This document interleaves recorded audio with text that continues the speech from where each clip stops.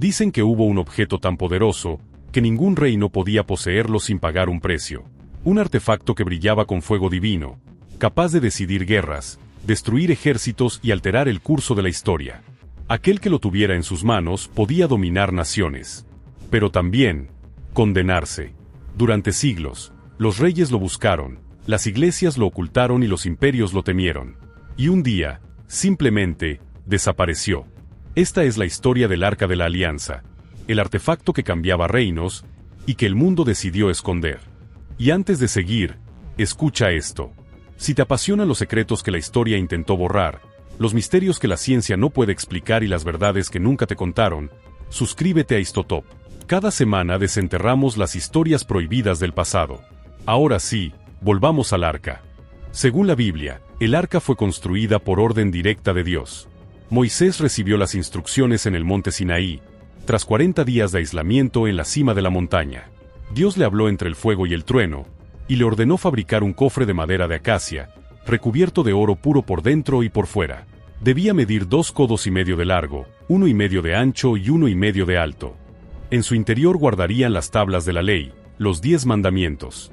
Sobre la tapa, llamada el propiciatorio, se colocaron 2 querubines de oro macizo, enfrentados, con las alas extendidas hacia el centro. Entre esas alas, según el relato, habitaba la presencia de Dios. No era un simple objeto sagrado. El arca era la conexión física entre el cielo y la tierra.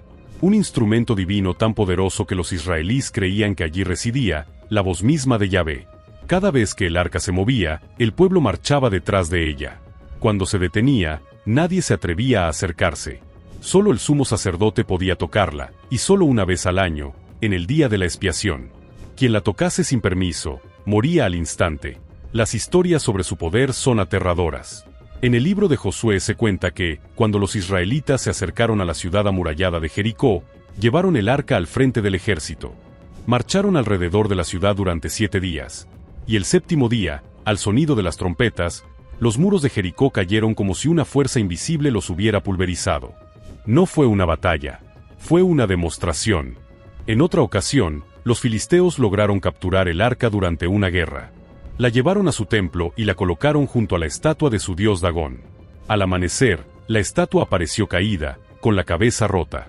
Poco después, una plaga devastó a los filisteos.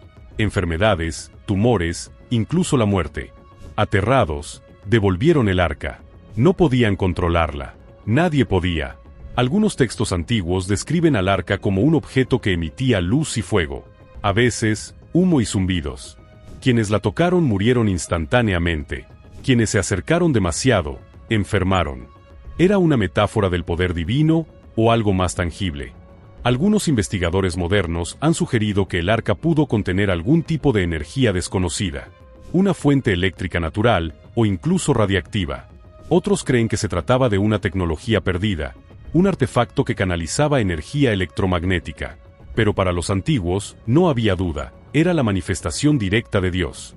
Durante siglos, el arca acompañó a los israelíes en sus campañas. Era el corazón de su fe, su escudo y su arma. Cada vez que el arca avanzaba, los enemigos caían. Cada vez que se quedaba atrás, el ejército era derrotado. El poder del arca no podía compartirse, ni controlarse. Finalmente, el rey Salomón mandó construir un templo en Jerusalén para guardarla. El templo de Salomón, edificado hacia el año 957 a.C., se convirtió en el santuario más sagrado de Israel. Allí, en una cámara interior llamada el Santo de los Santos, el arca fue colocada sobre una base de piedra. Nadie podía entrar allí excepto el sumo sacerdote. El resto del pueblo solo la veía cuando salía en procesión durante las grandes fiestas. El arca era el vínculo entre Dios y su pueblo, pero también su mayor peligro. Con el tiempo, las guerras llegaron a Jerusalén. El poder del reino se quebró. Y en el año 586 a.C., el ejército de Babilonia, bajo el mando del rey Nabucodonosor, invadió la ciudad. El templo fue saqueado, incendiado y destruido. Y el Arca de la Alianza desapareció. No hay registro de que los babilonios la capturaran. No aparece en las listas de tesoros ni en los relatos del saqueo. Simplemente, se esfumó. Desde entonces, su paradero se convirtió en uno de los mayores misterios de la historia. Algunos textos dicen que fue escondida por los sacerdotes antes del ataque, en una cámara secreta bajo el monte del templo. Otros aseguran que fue llevada por el profeta Jeremías al monte Nebo, en Jordania, y enterrada en una cueva. Nadie volvió a verla. Y a partir de ese momento, nació la leyenda. Durante siglos, conquistadores, cruzados y exploradores la buscaron. Ninguno la encontró. Pero hay un lugar donde aún hoy se dice que sigue existiendo: Etiopía. En la ciudad de Aksum, en la iglesia de Santa María de Sión, los monjes afirman custodiar el arca original desde hace 3000 años.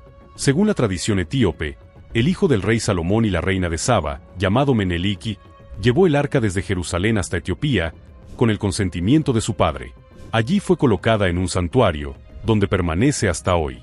Solo un hombre puede verla, el guardián del arca, elegido de por vida. Nadie más puede entrar.